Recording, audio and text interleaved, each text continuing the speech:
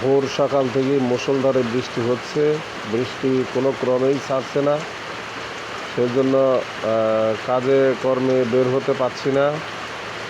আজকে একটি শুটিং করেছে অন্তর বিশালের, পরিচালক অন্তর বিশালের কাজ করেছে। পরিচালক অন্তর বিশালের কাজে বের হওয়াটা খুব কষ্টসাধ্য ব্যাপার হয়ে দাঁড়িয়েছে। তারপরেও চেষ্টা করছি ইনশাল্লাহ কাজে পৌঁছে দেওয়ার জন্য।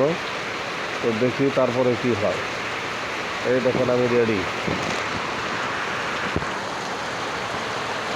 হয়ে এখানে দাঁড়িয়ে।